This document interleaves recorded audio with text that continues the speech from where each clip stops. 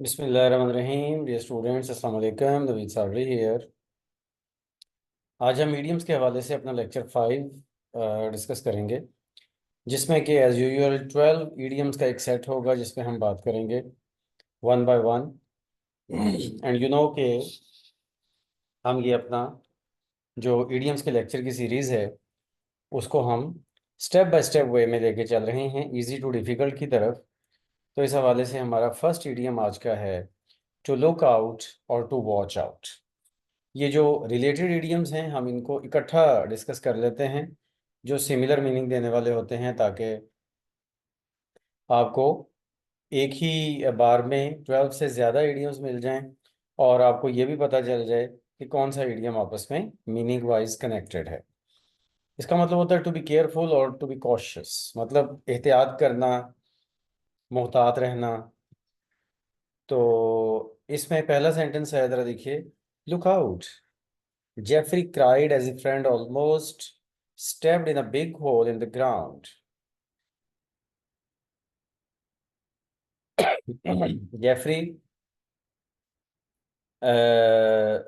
Jeffrey चीखा देख के, ये होता है ना, देख के एहतियात से, जैसे ही उसका फ्रेंड जो है, उसका दोस्त, उसने तकरीबन जमीन में एक बड़े होल पे पांव रख दिया था। तो जैसे ही उसने देखा, वो फौरन से वो चीखा। तो look out for reckless drivers when you cross the street. जब आप गली को, सड़क को क्रॉस करें, तो जो गैर मुहताज ड्राइवर्स होते हैं उनका ख्याल रखें, उनसे बच के, उनसे एहतियात रख के चलें, यानी कि बहुत केयरफुल होके। और आगे है, small children should always watch out for strangers offering candy. छोटे बच्चों को हमेशा ऐसे अजनबियों से मुहतात रहना चाहिए जो उनको कैंडी ऑफर कर रहे हों। मुहतात रहना, इसका मतलब। आगे है जी, to shake hand. To shake hand का मतलब होता है हाथ में लाना। और वो हाथ में लाना का मतलब क्या है कि एक दूसरे से दुआ सलाम करना, एक दूसरे से मिलना, एक दूसरे का हाल चाल पूछना, एक दूसरे को दुआ देना। जैसा कि मुस्लिम्स जो हैं वो अस्सलाम वालेकुम और वालेकुम अस्सलाम को एक्सचेंज करते हैं। ठीक है। इसी तरह से जो इंग्लिश पीपल हैं, मीन्स जो इंग्लिश स्पीकिंग पीपल हैं, वो गुड गुड मॉर्निंग या गुड इवनिंग या गुड आफ्टरनून कहते हैं। ठीक है। और जो अदर रिलीजन्स वाले हैं, वो अपने उस हिसाब से, अपने कल्चर के हिसाब से और अपने रिलीजन के हिसाब से अपनी ग्रीटिंग्स को एक्सचेंज करते हैं। लेकिन टू शेक हैंड, इसका मतलब बहरहाल होता है कि हाथ मिला के एक दूसरे का हाल चाल पूछना और एक दूसरे को दुआ देना। When people meet for the first time, they usually shake hands. जब वो पहली दफ़ा मिलते हैं, सुबह ऑफिस जाते हैं या किसी भी टाइम पहली दफ़ा मिलते हैं, तो वो एक दूसरे के साथ हाथ मिलाते हैं। The students warmly shook hands with his old professor. The student, तालिब इल्म जो है, उसने अपने बूढ़े प्रोफेसर से बहुत जोश के साथ हाथ मिलाया।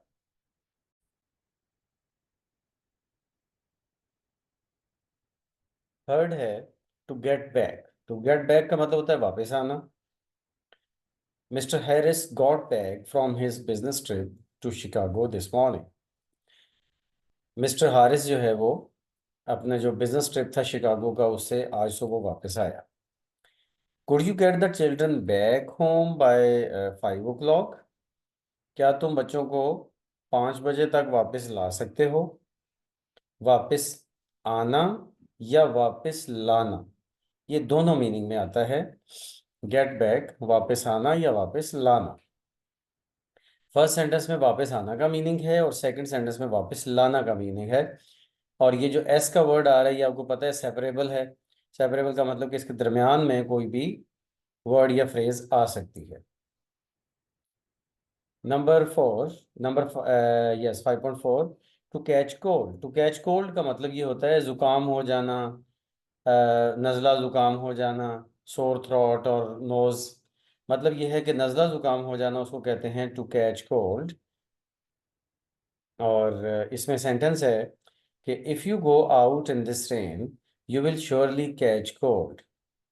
अगर तुम इस रेन में बाहर जाओगे तो लाजमन तुम्हें जुकाम हो जाएगा। और दूसरा है, how did she ever catch cold in such warm weather. इतने गर्म मौसम में उसको कैसे जुकाम हो गया, ये क्वेश्चन है। नेक्स्ट है जी to get over. To get over का मतलब होता है सेहत याब हो जाना, किसी भी बीमारी वगैरह से सेहत याब हो जाना, या किसी नुकसान को एक्सेप्ट कर लेना, किसी सदमे से बाहर आ जाना, इसको हम कहते हैं टू गेट ओवर।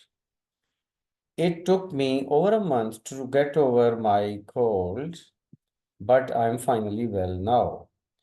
मुझे अपने ज़ुकाम से को रिकवर करते हुए, उससे सेहत याबी पाते हुए तकरीबन 1 महीना लग गया, लेकिन फाइनली अब मैं बहुत ठीक हूँ, अब मैं बिल्कुल ठीक ठाक हूँ। It seems that mister Asif will never get over the death of his wife. लगता यह है कि मिस्टर आसिफ कभी भी अपनी बीवी के डेथ वाले जो सदमा है उससे बाहर नहीं आएगा। नेक्स्ट है जी to make up once mind, to reach a decision या फिर टू डिसाइड समथिंग, मतलब कोई फैसला कर लेना। Sally is considering several colleges to attend but she hasn't made up her mind yet. Sally ने सैली बहुत सारे कॉलेजेस के बारे में सोच रही है कि वो उसको अटेंड करे, लेकिन अभी तक उसने अपना कोई भी फैसला नहीं किया। सेकंड है, when are you going to make up your mind about the vacation plans. कब तक तुम अपने वेकेशन प्लान्स के हवाले से फैसला कर लोगे। वेकेशन प्लान्स कि छुट्टियों में कहाँ जाना। नेक्स्ट है to change one's mind, to alter one's decision और opinion.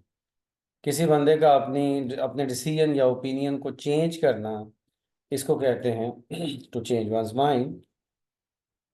We have changed our minds and are going to Canada instead of California this summer.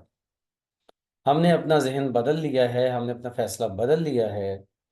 अब हम कैलिफोर्निया नहीं जा रहे बल्कि इस समय में कनाडा जा रहे हैं। Matthew has changed his mind several times about buying a new car. नई कार खरीदने के मुतल्लिक मैथ्यू ने कई बार अपना जहन बदला है, मीन्स के कई बार उसने अपना फैसला तब्दील किया है। तो नेक्स्ट है फॉर द टाइम बीइंग या फिर फॉर नाउ। ये होता है जी टेम्परेरीली, अभी के लिए, अभी के लिए, इस वक्त के लिए, इसका मीनिंग है। और for the time being Janet is working as a waitress but she really hopes to become an actress soon. कहते हैं कि सिर्फ अभी के लिए या आर्जी तौर पर जैनेट एक वेट्रेस के तौर पर काम कर रही है, लेकिन जल्द ही वो एक एक्ट्रेस बनने की उम्मीद रखती है, या वो बन जाएगी। We are living in an apartment for now. हम अभी के लिए तो एक अपार्टमेंट में रह रहे हैं, but soon will be looking for a house to buy. लेकिन जल्द ही हम अपना कोई नया घर खरीद लेंगे। नेक्स्ट है जी फॉर गुड। और इसी तरह का एक इडियम फॉर एवर भी होता है। तो फॉर गुड या फॉर एवर एक ही बात है, वो उसके मीनिंग में लिखा हुआ है, परमानेंटली या फॉर एवर। तो फॉर एवर एक अलग से इडियम के तौर पर भी आ जाता है। परमानेंटली का मतलब मुकम्मल तौर पर या सारी जिंदगी के लिए। Ramin has return to Canada for good. Ramin हमेशा के लिए कनाडा वापस चली गई है। She won't ever live in Pakistan again. वो दोबारा कभी पाकिस्तान नहीं आएगी या कभी पाकिस्तान आके रहेगी नहीं। Are are you finished with school work for good. क्या तुम हमेशा के लिए, सॉरी स्कूल, क्या तुमने स्कूल हमेशा के लिए छोड़ दिया है या ख़त्म कर दिया है। और will you continue your studies someday. या फिर तुम कभी अपनी स्टडीज़ को दोबारा से जारी रखोगे या जारी करोगे या दोबारा से कंटिन्यू करोगे, क्वेश्चन पूछा जा रहा है। आगे जी to call off. To call off का मतलब होता है टू कैंसिल। ये भी सेपरेबल इडियम है। The referee called off the soccer game because of the darkness. Referee ने अंधेरे की वजह से जो फुटबॉल का मैच है उसको कैंसिल कर दिया। The president called the meeting off because she had to leave town. President ने मीटिंग को कैंसिल कर दिया, मंसूख कर दिया, क्योंकि उसको शहर से बाहर जाना था। नेक्स्ट है to put off. To put off का मतलब है टू पोस्टपोन, मुलतवी करना, किसी बाद वाले टाइम पे रखना। तो many students put off doing their assignments until the last minute. बहुत सारे स्टूडेंट्स अपनी असाइनमेंट्स करने को मुलतवी किए रखते हैं आखिरी मिनट तक, कि जान छूटी जाए। तो इसलिए वो करने की कोशिश करते हैं कि ना ही करनी पड़ी, लेकिन आखिर मिनट तक, आखिरी टाइम तक वो मुलतवी करने की कोशिश करते हैं। लेकिन करनी तो पड़ती है। Let's put the party of until next weekend. Okay, आओ पार्टी को नेक्स्ट वीकेंड तक के लिए मुलतवी कर दें। ठीक है, क्वेश्चन एंड में पूछा जा रहा है। And the last one in today's list is in a hurry या इन अ रश। इसका मतलब होता है जल्दी में होना, बहुत जल्दी में होना। Aleem seems in a hurry. Aleem जल्दी में लगता है। He must be late for his train again. हो सकता है कि वो अपनी ट्रेन के लिए फिर से लेट हो जाए। She is always in a rush in the morning to get the kids to school. वो हमेशा सुबह अपने बच्चों को स्कूल छोड़ने के लिए हमेशा सुबह जल्दी में होती है। इसके साथ ही हमारे आज के इडियम्स कंप्लीट होते हैं। मिलते हैं नेक्स्ट इडियम्स के साथ। अल्लाह हाफिज।